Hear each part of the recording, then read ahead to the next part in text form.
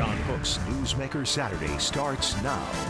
Thanks for joining us on Newsmaker Saturday. Later in the program, we will be joined by the Director of DPS, Colonel Heston Silbert, about the wide range of topics we'll discuss, including DPS border operations. That's later in the program. But where to begin? There's so much going on in the world, so many pressing issues of the moment. But we're going to begin this show by exploring a much deeper question. Are we alone in the universe?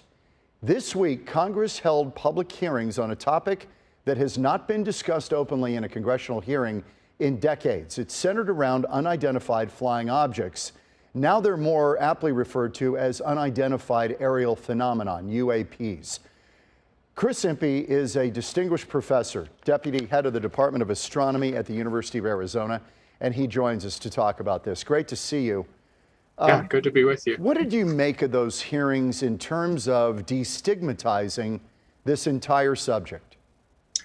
I think they had a useful purpose. There wasn't a lot of new information, no revelations, no bombshells, but they were clearly working, the military, to try and get their pilots to report the phenomena, like don't underreport it. They were clearly establishing methods for gathering better data. And I think downstream, there might be the idea of bringing scientists on board to look at the data, work with the military and intelligence officials, and do a deeper dive into it. And that would be a positive thing. The military now has identified hundreds of sightings that they used to kind of run away from. Now they're embracing. It's almost as if they need us now to report. Pilots, military people, regular people, they want to know what this stuff is because it's flying with impunity in our restricted airspace. Absolutely. I think that's been the key to getting this sort of reanimated after, as you say, decades of Congress not truly investigating. It was the report from the Office of the Director of National Intelligence last year that sort of kicked this all off. And that report didn't draw any conclusions either, but it clearly said, Congress wanted this report and they want updates. And we're trying to be transparent. People are trying to be transparent, modulo the national security issue, because they had a closed session, of course, that we don't know what they said. So I think, it's being aired out, and that's a good thing. Chris, I guess the immediate question is, are these adversaries that are earthly? In other words, could it be China? Could it be Russia? And the Defense Department experts seem to feel that the technology they're seeing in these sightings goes so far beyond anything we know about that it doesn't appear to be earthly. Yes, I think the door is still a little open on it being technology of our adversaries. In the hearing, those two officials pretty much tried to shut the door on that and say, no, this does not seem to be technology of our adversaries. In a sense, because it's unphysical. It's beyond any technology we have, and we really don't think that the Chinese or the Russians or anyone else is far enough ahead of us to have something that we can understand or comprehend. I think that's a good argument. But I don't think that door is totally closed because, we are in a adversarial posture with China, who spends an awful lot on their military, and we don't know all of what they're doing. So I don't know if that door is closed. But there are limits to physics, and some of these craft are performing maneuvers that defy our understanding of physics, as I understand it. With an asterisk, yes, apparently. And that's where the subplot of this hearing and the DNI report too, is that the data isn't good enough or sufficient. So, we see these evocative videos of floating orbs and triangles and things off the wing of F-18s seeming to move incredibly fast and change direction instantaneously. But the truth is the data rarely allows you to say how far away they are. And if you don't know how far away they are, you don't know how big they are or actually how fast they're moving. So there's a lot of inference and connecting of dots that goes on. And so I also don't think, as a scientist, I don't think that statement that these are unphysical technologies and have to be from superior intelligence than humans, I don't think you can draw that conclusion yet. Do you think we've turned a corner on this issue? That, in other words, it's out in the open now. It's wide. The door is wide open. Yes, I think so. And it's, of course, intriguing because, it's the conspiracy theorists, have been harboring, nurturing the idea that the government has been hiding information. And certainly there wasn't a lot of transparency for a long time. I think the Pentagon officials were clearly trying to, kill some of the more wild speculation, because they basically said there's no evidence these are extraterrestrials visiting us. They said that straight up. But they didn't say that it's absolutely not, right? Right, exactly. And that's sort of what's, I guess, frustrating. Scientists live with uncertainty all the time, Sure. so we have to, but the public is probably not too happy with just hearing a bunch of, we don't know, I don't know, it could be this, but we don't know for sure. And that's pretty much what that hearing was filled with. Are you comfortable that the Defense Department seems to be taking the lead in all this? In other words, they would have an interest in trying to maybe protect the public from stuff that's very uncomfortable. Do you think scientists need to take more of a lead in investigating what this stuff is? I think scientists should be involved in it. And I think, the stigma that, we've all heard about and talked about, where scientists don't want to risk their reputations by investigating UFOs because of that pop culture element, because of the conspiracy theories, Roswell, et cetera. If it comes from the top level of the government and the national security apparatus to invite scientists to investigate and let them work with the data, I think scientists would get involved. So that is turning a corner. That's important.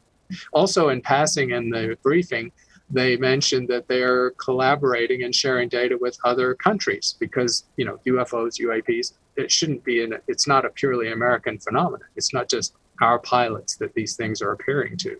No, and in fact, you talk about an issue that could be a rallying cry that could bring humanity together. I can't think of one that might do it and galvanize people like this. Yeah, even the people in the room, the congressional people in the room, were pinching themselves and saying, wow, this is so nonpartisan. We're all agreed on this. And they are. And yes, if it's a national security threat for the United States, it's probably a national security threat for other countries too. Okay, Chris, since your focus of academia is astronomy. So as I understand it, most scientists are confident that life exists on many of the 300 million potentially inhabitable planets that we know in the universe. That would strongly suggest to just a layman, me, that the chances of life out there are really, really strong. Right. It's a purely statistical argument. Until we find life anywhere else, we simply don't know. But yes, these are all places, that 300 million that you said, they're all places where there's no reason for life not to exist. In other words, all the ingredients for biology are there. And there's tons of time for chemistry to turn into biology and for evolution to occur. When you look at these videos of these craft doing amazing things, we believe, what comes to mind in an astronomer, in your mind? Well, as an astronomer who knows, a fair amount of the longer history of UFO sightings over decades, where astronomers have, often there's just not enough information to determine what a UFO is. But in the subset of cases where there's a time and a date and a location in the sky, and you can document it, then a simple majority of UFO sightings, going back decades, are astronomical objects. They're Venus or, bright stars. People are not very familiar with the night sky. We all live in cities with bright skies, so we're not familiar with the night sky. And then some other subset are weather balloons and things like that. So many documented UFO sightings going back decades have rather mundane explanations. Oh, interesting. Yes. That is really interesting, because it's been raised to me by a former military guy that our instrumentation may be picking up things that are very natural, that look supernatural when we look at them under a microscope. Right. And remember, in the DNI report, out of 144 sightings discussed there, and we know there have been hundreds since now from the hearing a few days ago, only one could be unequivocally identified, and it was a large deflating weather balloon. Wow. Well, that's a lot of unknown out there then. Yeah. So when you peer into the heavens, you see possibility of life. And the chances, the old argument has been that these planets orbiting suns so far away from us wouldn't have the ability to reach Earth. Is that a kind of a weak-minded conclusion that, well, it couldn't happen, it's not possible?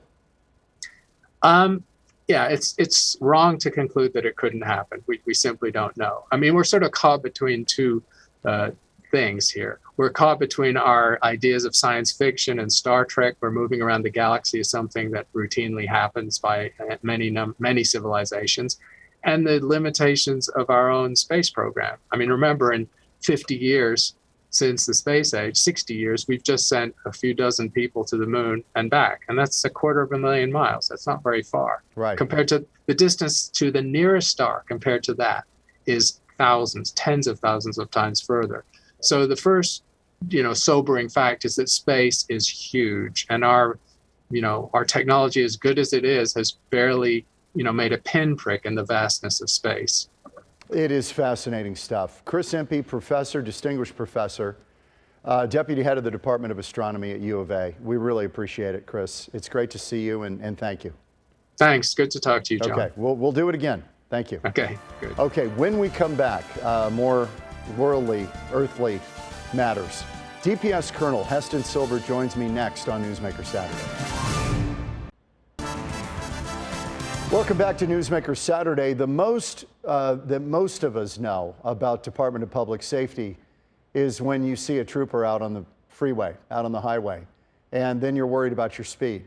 But there's a lot more to the agency than that. And we're going to talk it over with Colonel Heston Silbert, who was confirmed as DPS director back in March of 2020, took over Frank Milstead. And the two of them, by the way, had worked together throughout much of their career. Good to see you, and thank you for doing this. How are you feeling? You were involved in a pretty violent crash last week.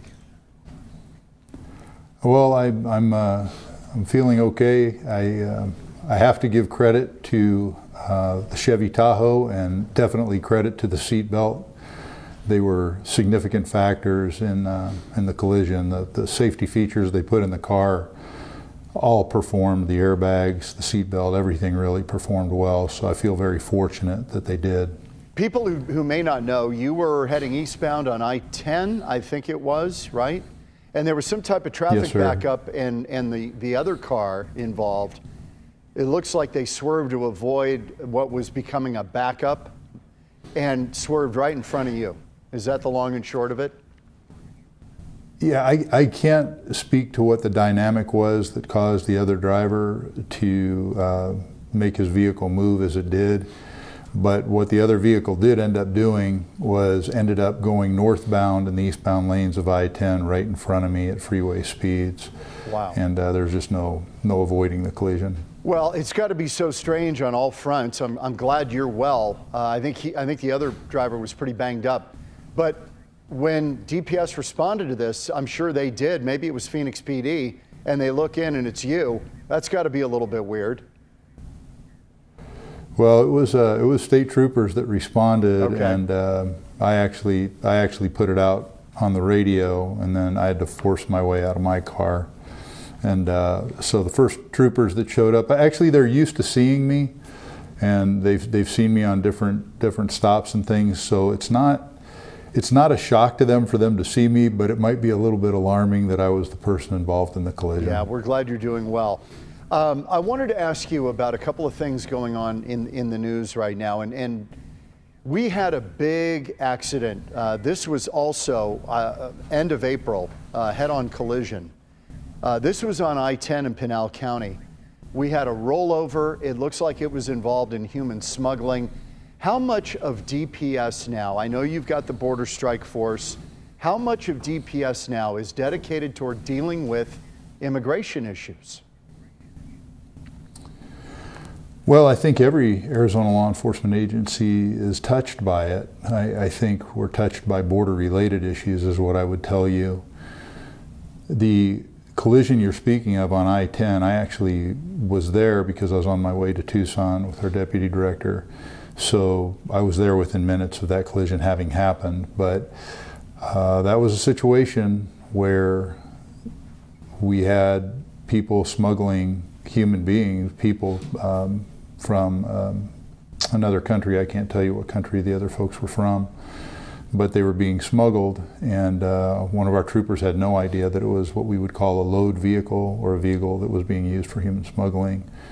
Attempted to stop the vehicle, pursuit was initiated, the vehicle fled, But again, we're facing challenges with that because these folks from up in the valley, for the most part, young people, are being recruited by the cartels to go down to the southern border, pick up loads of people, and then put the people in their car. And our understanding is the instructions they're given is to drive like maniacs, essentially, the minute they get them in the car, irrespective of whether law enforcement is there or not, because there's a belief that law enforcement won't attempt to apprehend them the worse they drive.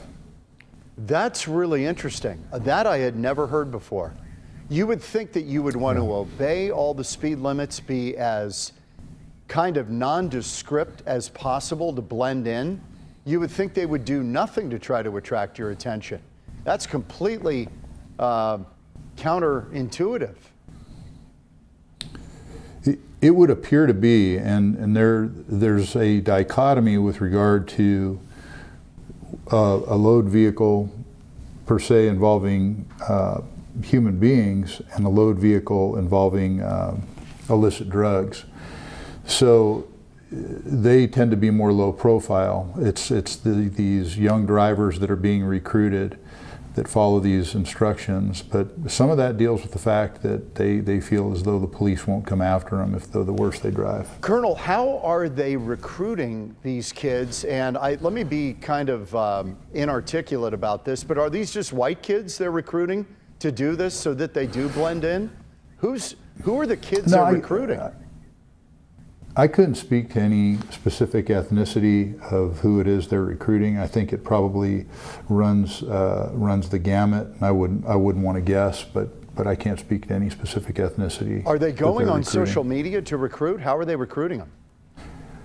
Yeah, that's exactly it. They're going on social media to recruit. In fact, recently the governor essentially put out a warning to social media companies about this issue, and that essentially that the social media companies are facilitating the crime that's being committed with regard to human smuggling. Well, that I had heard of. I didn't know they were going after young people up in the valley to do this. That's interesting. I wanted to ask you a little bit about the drugged driving issue. We've had marijuana now legal in this state for a while. How is that working out, and is that something that your officers in the field can determine if someone is impaired? Marijuana, any of that stuff, can they determine that or not? Well, marijuana, in my mind, is a failed law, implementation of a law in the state of Arizona. I think the haste with which it was implemented wasn't well thought out. I don't think you can implement something like that without having a quantification on hand for law enforcement to take action.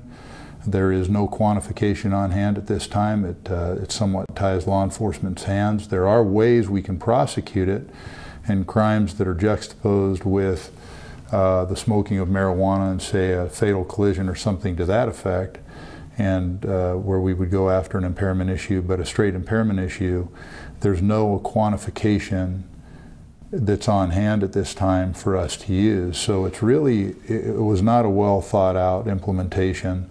We've never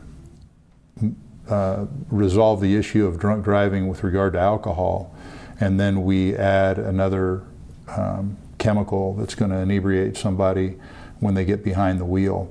So in my mind, it was an extremely bad implementation and a bad idea, particularly that there wasn't a quantification involved for driving under the influence. Colonel Silbert, do we know, has there been a rise in fatal accidents since marijuana was legalized in Arizona?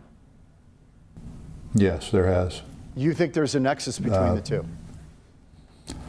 Well, I think that would be inappropriate for me to say that I can say it's directly between marijuana and the increase in fatalities. I can tell you the levels of drug use in society have accelerated, particularly the use of fentanyl, methamphetamine, hard drugs that are so much more readily abundant than they used to be, particularly in just the last 5 years and a half a decade.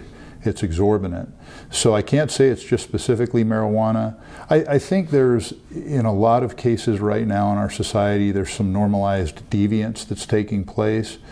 And people who are reticent of law, and I think those issues are all at hand with regard to traffic fatalities. Let's talk about the deviance you talk about. I think you could also be alluding to the officers killed in the line of duty. FBI Director Christopher Wray recently said that 73 officers have been killed in the line of duty in 2021. That translates into an officer killed every 5 days. And he said an alarming percentage of officers who were killed were targeted or ambushed while out on patrol. How much does this worry you, this trend where this line of, not going after an officer seems to have disappeared? Well, you're correct, John, when you talk about the line I used with regard to normalized deviance. I think that we're going through a cycle. I think we've been through this cycle before, actually, in our country, of people who are, for lack of a better word, people who are going to violate the law, or who have no regard for the law. There seems to be some type of acceptance, and I think some of that was born when we saw some of the challenges that have taken place in the last years with law enforcement. I think that it gave people what they felt was permission to act out in a manner in which they hadn't acted out before. I think there's been times in the last 5 years for people to be angry and for people to be outraged by things that they saw that regarded law enforcement, with regard to law enforcement, I should say. But people use it as an excuse. People hijack causes regularly, and in my mind, this would just be a further extension of that. Colonel Silbert, one more thing before we go. This catalytic converter law just went into effect here recently. The governor signed it. We've had this spate of catalytic converter thefts. This is going on all over the country. The thieves want the precious metals inside. You guys are now tasked with trying to kind of monitor who's buying catalytic converters on the open market. How is that working so far? I know it's early, but are you hopeful that that may curb some of this? Well, John, this has been an issue for years. This goes back, I would tell you, John, it goes back 12 to 14 years ago. We were dealing with the catalytic converter issue, and people using fences and buying them and things such as that. I think we've just finally formalized something to try and track and go after those that would profit from acquiring the catalytic converters and the precious metal inside. So we haven't implemented anything yet. It'll take some time for us to discern how that's going to work, but hopefully it will help track and dissuade people from doing it and cut back on the thefts of catalytic converters as a whole. So this will force companies who would buy them on the open market to document where they got it from, and so to take one that was stolen, they'd be in commission of a crime also, and this would be documented. That's kind of the idea. Yeah, that's correct. If people have demonstrated a legitimate business with regard to catalytic converters and the repairs therein, that's not the people they're going after. They're going after the people who are nefarious in their actions and the manner in which they're trafficking stolen property and catalytic converters. It's a huge problem. I sure appreciate your time. Colonel Heston Silbert, DPS, on the job since March of 2020, and we appreciate the time. It's our first chance we've had to chat, actually, so thank you. We appreciate it. Thanks a lot. Thanks a lot, John. I appreciate your time. Great to see you. Yes, We're sir. back in a minute on Newsmaker Saturday. Back on Newsmaker Saturday again. Thanks for your time on the program. Really enjoyed the conversation with Chris Impey and Colonel Heston Silbert. If you want to see past copies of Newsmaker Saturday, and we've had some great guests, you can go to fox10phoenix.com/newsmaker or fire up the photo app on your QR code there. That'll take you there. We'll see you next week on Newsmaker Saturday.